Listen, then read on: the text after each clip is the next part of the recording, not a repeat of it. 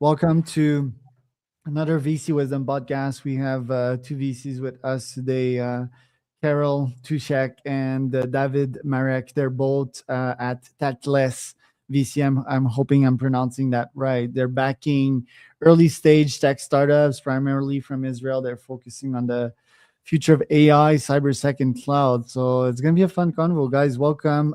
Maybe David, you can start with an intro, and Carol, you can follow up. Yeah, Yeah, sure. definitely. It's pleasure to be here, and thanks for the introduction. Actually, the right pronunciation is Tachles, and the name comes from Hebrew. And if we have some of the Israeli audience here, it means to the point. So when Israelis are impatient, they say to the point. So we'll try to be to the point. So Tachles is early stage VC focused on cyber cloud infrastructure AI, predominantly focusing on Israel, but not only. We also do Europe. We have also portco in the United States. Seed, pre-seed, i.e. first or second money in. The GP team is actually European, Israeli, US. So two checks that you see here. We have 3 Israeli partners and 1 American in Atlanta. Carol?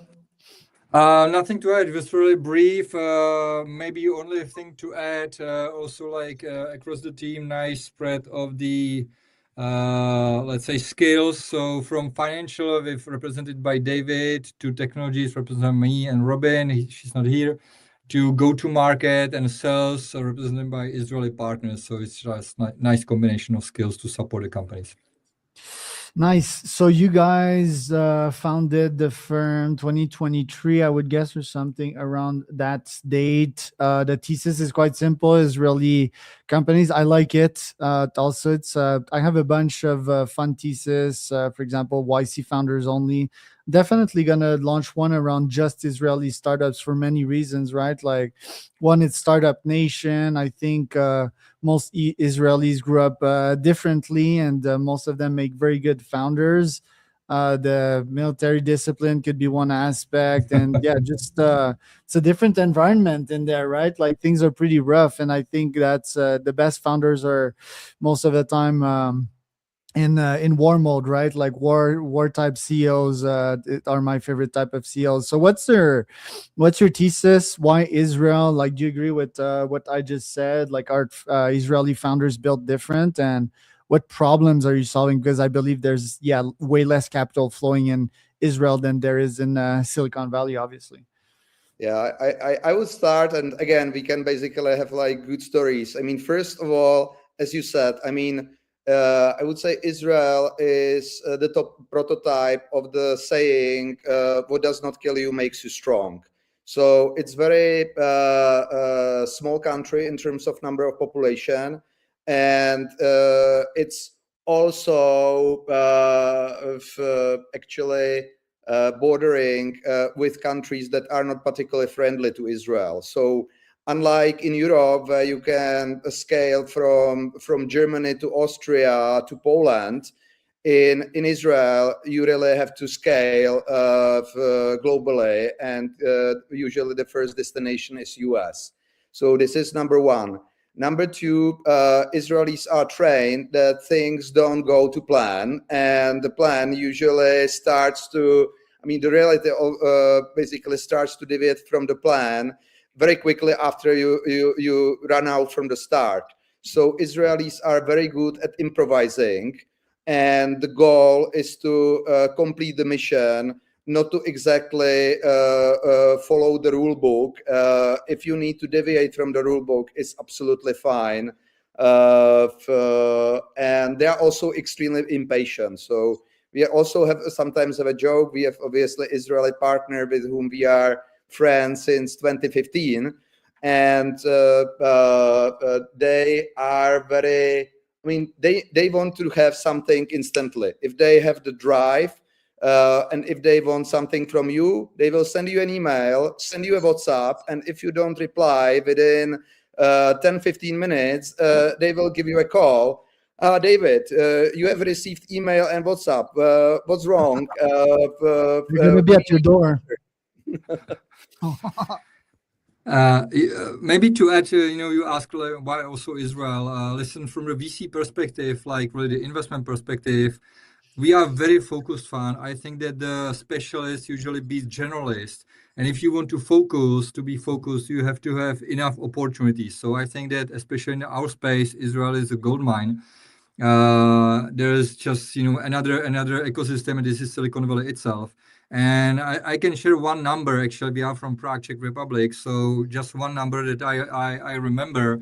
We have like around 2,000 startups from all the stages, all the different industries, whatever, here in Czech Republic. So being focused here is very difficult. In Israel, in our space, just pre-seed, seed in our space, we have over 800, 900 companies.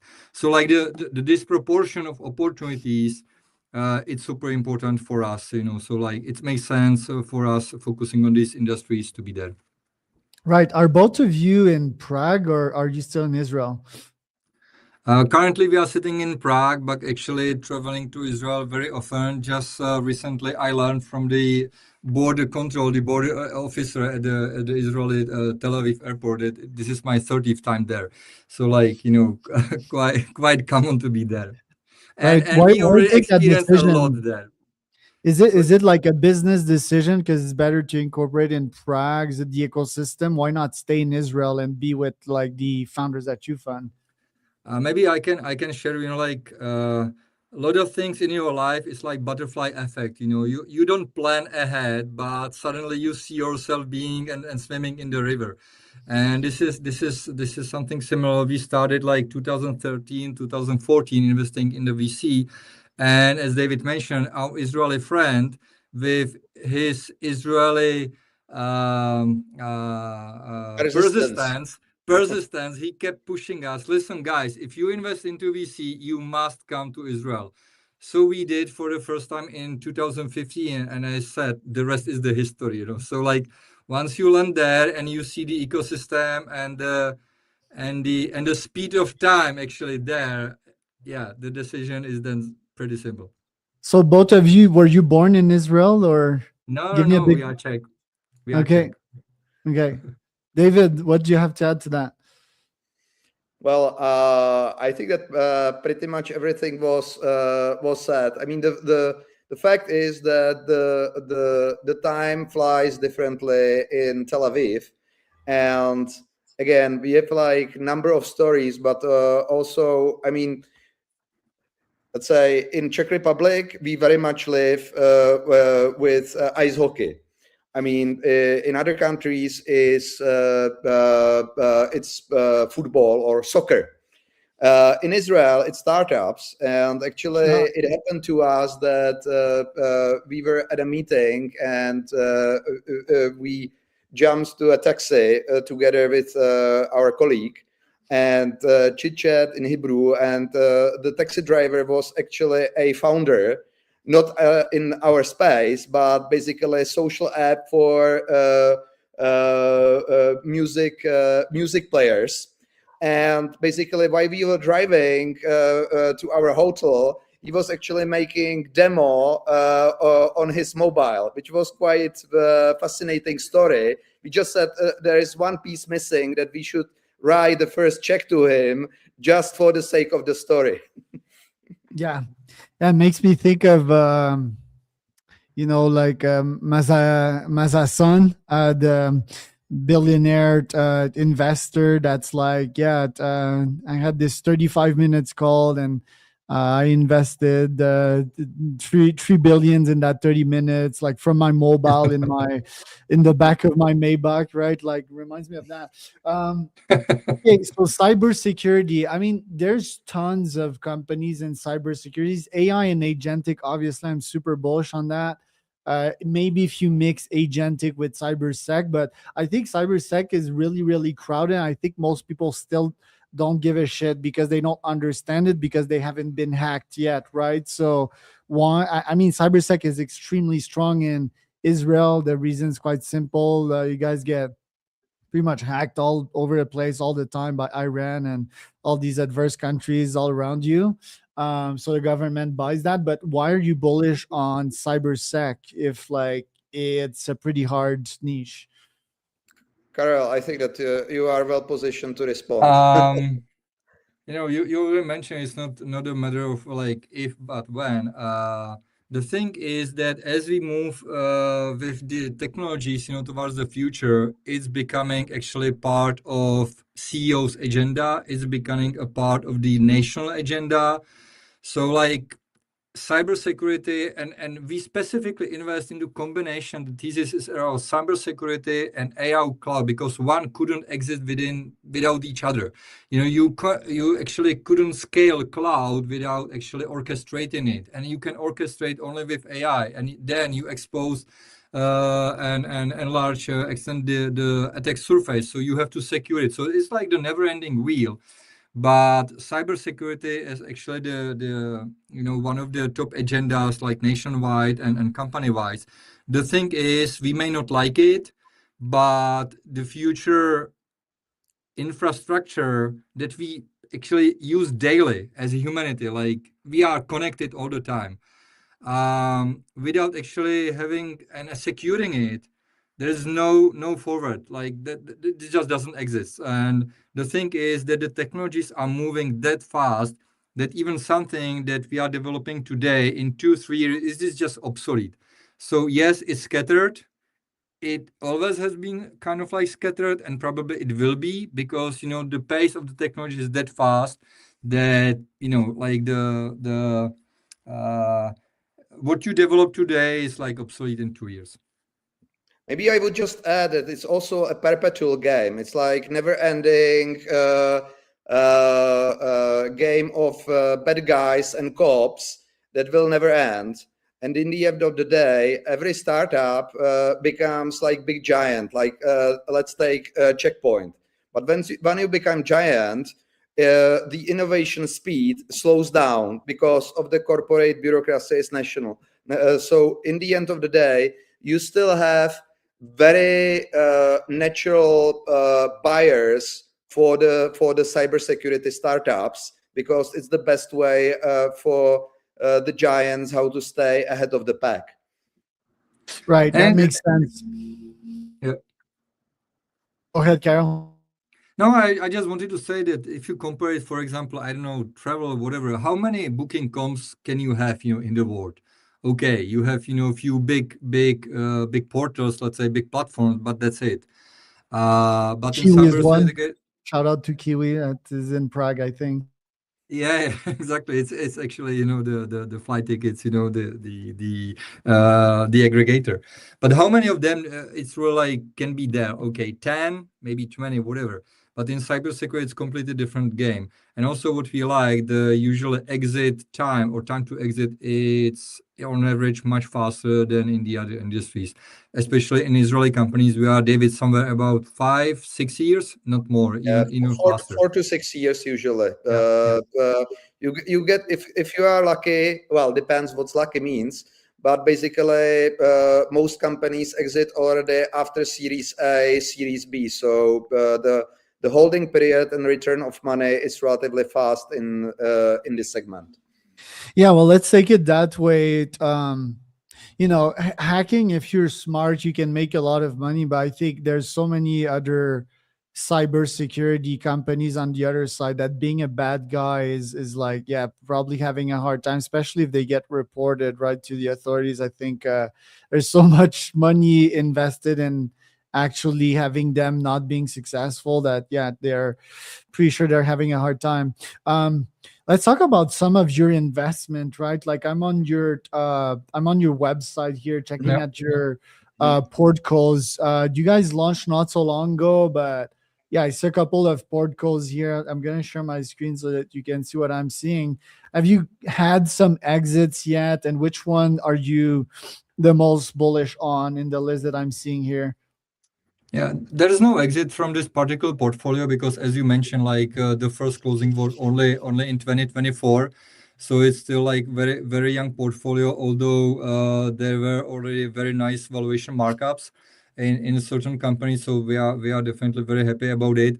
David, what company to pick? And we I are would say, bullish on I that. would say, I would say, nice story is really singular. Singular. Yeah. Yeah, go ahead, Carla. It's your story, actually. So No, go no, yeah, ahead. okay, fine. Look, I mean, basically, Singular is the very first cloud cybersecurity platform, and actually, we got inbound from a founder that just finished when he started the company. Actually, it was like about before it was incorporated, and the gentleman whose name is Paul Moskovich is the former